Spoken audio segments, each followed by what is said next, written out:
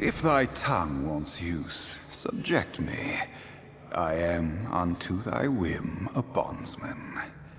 But as wise men will one day say, in the beginning was the act. If it is action thou cravest, then to the ritual, and amen.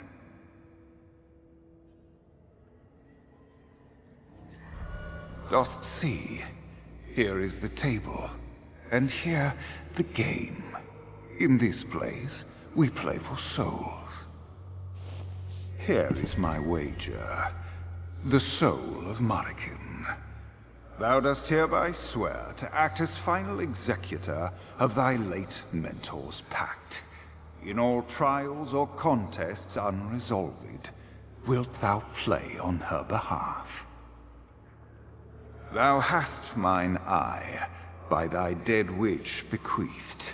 'Twill serve for thy stake in this test of bona fides, and keep the both of us honest. Now, prove thou art no impostor. Face Valravin, first familiar to learned Marikin, and confirm thyself her pupil. And now, by all the eyes of hell and heaven, are we to each unto the other bound. Until the trial's done, and game be won, let no mortal soul from this table rise. Winged knave of no color plumed, go to. This exam is by hest of thy mysteries, whose likeness thou seemst to voice, yet roundly fail to list. And rhyme not thus, Squab, save by the homophony of silence. Else will I see my cap new feathered.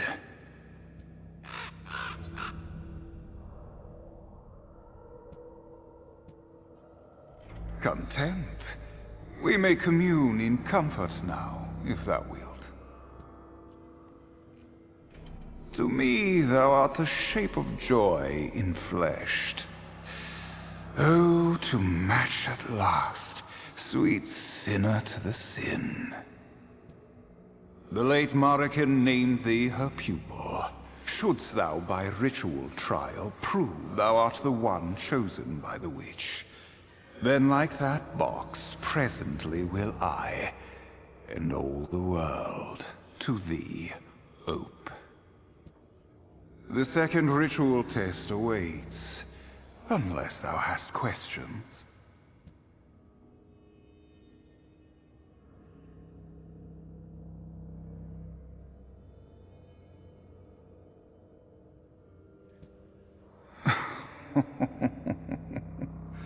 Oh, Maven, we are all of us ensnared. Should Marikin's debts unto the house be settled in full, and thereafter sums residual stand ope to claimants, thou art thereby to all scholarly holdings entitled, tomes, servants, artifacts, et al. Aye, her exile merely stoked that pale and patient fire which doth across the centuries score men's names, or from within consume them. She wished to exceed them all, and as a woman too. Oh, the scandal. I shall miss that. Thou wert but young. Perhaps of her tutelage thou dost remember not? Well, she is dead at last. If thou dost agree to execute her will, all is thine. For in it thou art named. Now, shouldst thou die before thy tasks complete, thine own soul wilt to forfeit fall, unless some undisclosed advocate steps forth on thy behalf.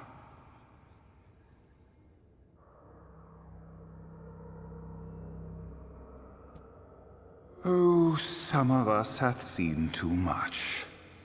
Not my first face this, nor among my faces first. 'Tis not e'en the first by thine own Marikin gifted me. Alas, it doth seem now the last. Thou hast damnable cheek. I do look forward to rudding 'em for thee. But peace, the test cometh first. For now let us say simply, that is the reason I stand before thee. No counterfeit art thou, a maven true, and pupil to infamed Marikin. For in each hand thou placed, I see hers. Now ends the sportive joust, and begins the earnest duel. Thy witch believed thou couldst outgamble me, as upon a stone in earth redoubted, break my back upon thy will. I, in whose blood the first air pact was penned, who for thy game of souls carved chessmen from the teeth of time. At thy journey's end, seek me out, and we shall see.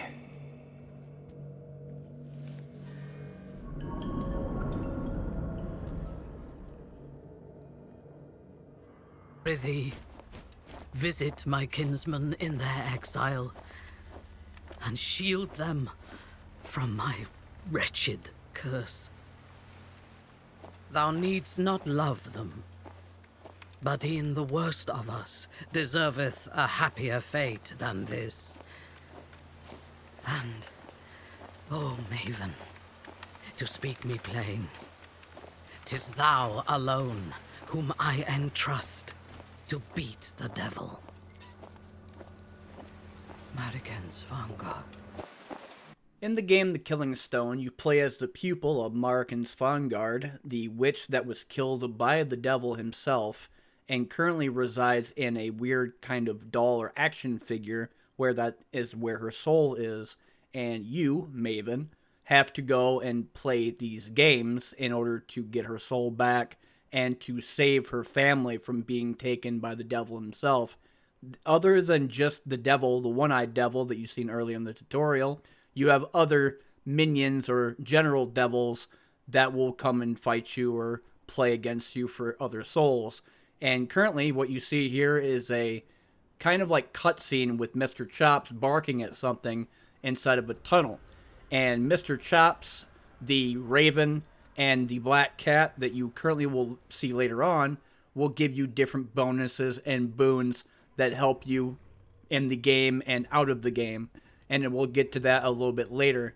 But do not worry about Mr. Chops, even though he's about to be buried under some snow. He'll come right back out like nothing even happened, because he just does not give a damn. So, as I said, he pops right out and he starts to run. What's up, people? One Nut Punch here.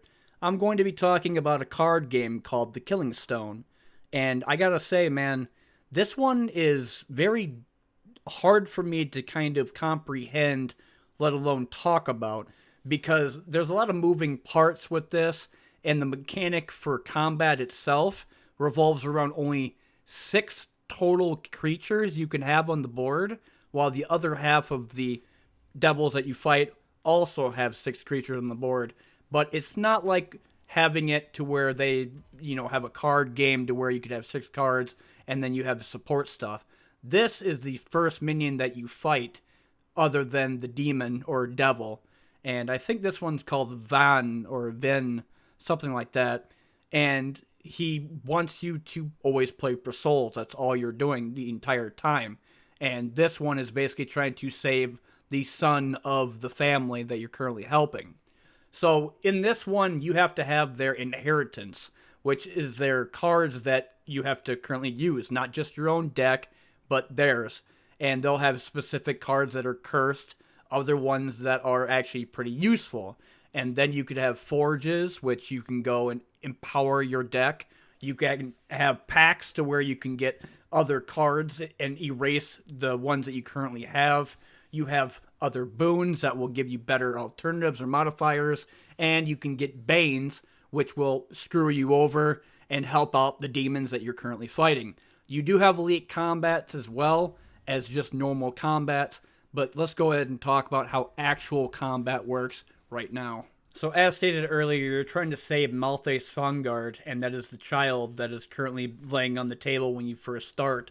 But when you do combat, you'll have your enemy that you're currently fighting have very low health. That will progressively get bigger as time goes on.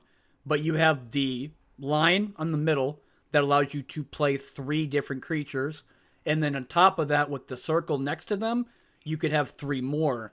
And those are what they call the resolve function, which is when your creature dies, if they have a resolve additional mechanic, they can come down and activate it. Like, for example, if they have Retribution, it will have a kind of creature come down and kill a creature with 2 health. Or if you decide to throw an immolator up there, like say, for example, a creature such as the Sacrificial Sheep dies, then that thing will come down and hit both sides of the line, forward and backward, for 1 damage. Or if you decide to put like a melee attack card on it, it'll do 1 damage and then another 1 damage afterward.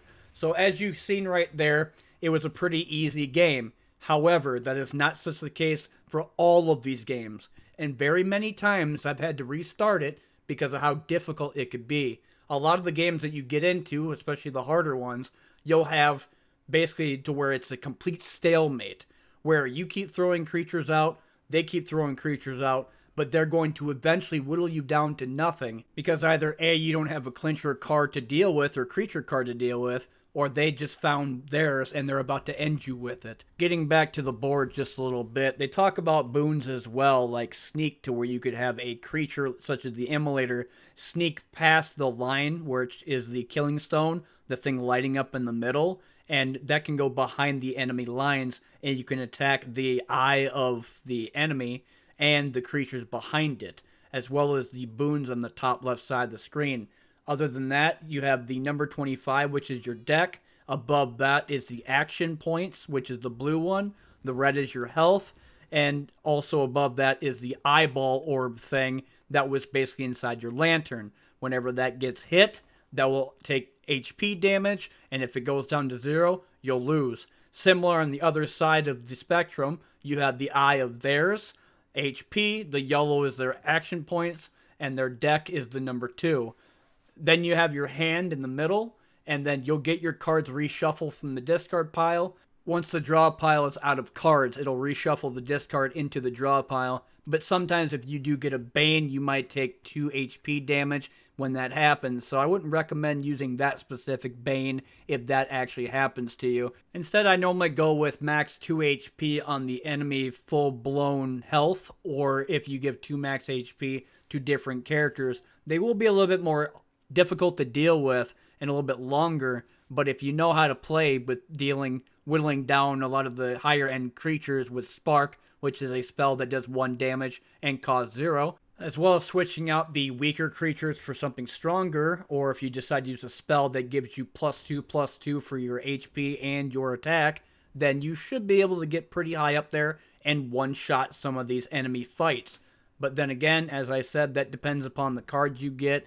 I think the cards don't really change very much when you play the game until you progress through the entire story. And you start going through more of the forges and the packs, getting the different cards that you might need, such as these towers that are 0/3 and that will topple over and do 1 damage to 3 different characters or 2 characters and the enemy eye in one go, as well as comet archers that will attack from, I think, 3 tiles away and do 1 damage. If you decide to equip that Comet Archer with something called Aggression, which gives you a +1 attack damage to your character, it'll do 2 instead of 1.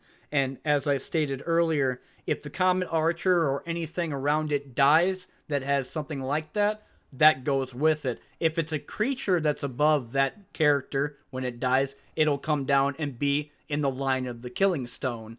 And then they'll do their normal attacks, which is when you end your turn, they'll do their attacks upon the eye. The same thing for the enemy that currently has their creatures. When he ends his turn, instead of using any spells or anything, then he'll attack the first creature in front. When there's no creatures in the line, he'll attack you directly and do damage to your eye. Granted, if you do lose HP, it doesn't come back. You have to bring it back using your cards that give you health, such as the Flask. And the Flask will give you, I think it's 1 or 2 HP per turn. But like I said, if you're able to defeat the enemy without having to heal a bunch, or if you're able to heal a bunch and then do it, that will also work. If it wasn't stated beforehand, the enemy also has like these special traits for their creatures. Like they have counter, they have sneak, and they have some other ones that I can't really remember at the top of my head right now. But in terms of counter, when you attack a creature, they can attack back before they die. Sneak allows you to bypass the killing stone instead of being able to just put it in your own lane. And there's some other unique ones as well. Like, for example, they could do multiple attacks on multiple creatures with one unit, but after a couple of turns, they die. Talking about the Forge a little bit, these are actually places that you can go and upgrade some of your cards, and it's for 3. Like, for example, if you have creatures and you have Blast, it'll strike an additional target behind its main target, so it could do kind of like a piercing effect.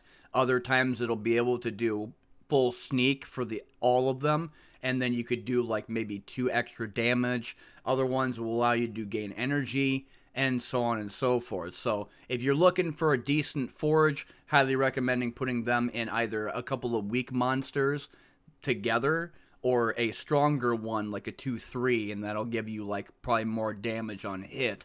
Another thing I want to talk about is called these bargaining rounds, and there's 1, 2, and then a third one, or the final one, that you have to go and pick 4 different types of things. You have 2 Banes and 2 Boons. Like, for example, on the left-hand side, you have Omen Hair's Pelt, gain 2 block at the start of the battle, and Inspiring Candle. You have an additional option at the Forge. And then on the right-hand side, you have Nightmare Collector, recover in rituals, grants 25% less health. And then Edict Tunnel, the first demon creature played behind their ally, gains something. Sadly, you can't go and hover to find out what that is, which is a detriment a little bit in this game to me, but it's just a minor annoyance that I have. You have 3 chips per bargaining round. And when you do that, it'll have also the 3 chips on his side, and when you make the bargain happen, then it'll initiate and go into the next level. When you have your familiars, you have Black Cat, Valraven, which is a bird, and then you have Mr. Chops. Of course, like I said beforehand, they do have their boons and their own types of modifiers as well, and they'll do this either in combat or out of combat, and it'll help you later on during the game as well. The other thing I want to let people know is that in this game, when you go through the Banes and the boons, the Forges and the packs and everything, other than being able to balance your own deck and get more powerful cards, you'll also get more curses. And this will screw you over later, because the more you gain of curses, the harder the game becomes. The entire time, the demons and the devils are trying to take your deck, going from what was once powerful into basically a shadow of its former self. So you would have to take the cards that you think are the weakest compared to the other cards that would be the strongest, and then switch them out. And that's what Pact Exchange is. Sometimes you might not be able to get the best type of deck or card, and it does become more difficult as time does progress. But as I stated, if you take some of the weaker cards and get better ones, more power to you. If you can't and you screw up, restart the game and do it over again, because that's what I've been doing. And the devil might think that he's smarter than you, but let's be real, we're gamers, and we're better than the devil, so let's go ahead and change all that stuff and make our deck a little bit more streamlined when we go and kick his ass. Again, as I said earlier, there's Banes and there's Boons that will progressively get more powerful as you continue through the entire game. Like Cage Agcor Vial, demon opponents have 2 less maximum health. The first creature gain gets a skill that I'll never know because you can't highlight it. And then the other one that gives you 25% more health. But you'll keep going and doing these rituals, and when you beat the demon here, you'll have to do it about 4 different times before you completely purge him out of existence and then fight something else. So it's not just you fight him one time and you're done. You have to keep doing it because you'll keep progressively getting more curse cards and having to deal with a lot more difficult issues when it comes down to the deck itself. So my personal takeaway when it comes down to the Killing Stone is that for a game that's $12, $13 on Steam and in early access, it is very fun, but it's also very difficult. Having to make these really tough decisions while having to also make your deck a lot stronger to fight against the harder cards can be also very taxing because you're trying to come up with this plan to get rid of these weaker cards you don't need for stronger ones without also losing them into the next ritual, and trying to save this family from being taken by the devil, as well as your mentor, which was basically thrown into an action figure, and also saving her butt. It's also a nice game to listen to because of the voice acting. I think currently right now it's made by a person or a small team called Question. That's the studio. And I highly recommend people checking it out and seeing what they think about it. But personally, I've been One Nut Punch, and this has been The Killing Stone. Thanks for watching as per usual. And like I said, if you do get it, go kick the shit out of the devil for me because he needs a good ass whooping. I'll see y'all later in the next one.